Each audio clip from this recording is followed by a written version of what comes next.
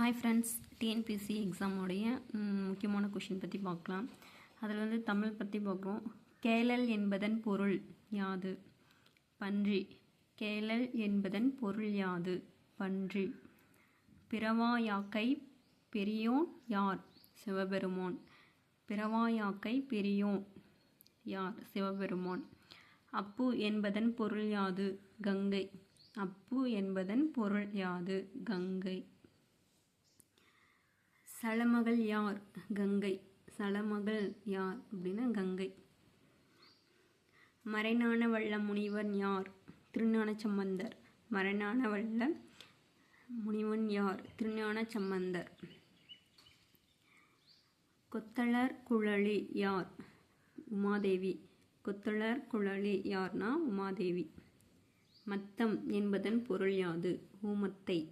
மத்தம் என்பதன் பொருள் ஊமத்தை. சூடிக் கொடுத்த சுடர்கொடி யார்? ஆண்டாள். சூடிக் கொடுத்த சுடர்கொடி ஆண்டாள். குவளாய்பீடம் என்ற யானையை அழித்தவன் யார்? கண்ணபிரான். குவளாய பீடம் என்ற யானையை அழித்தவன் கண்ணபிரான். மானிடர்க்கு என பேச்சுப்படின்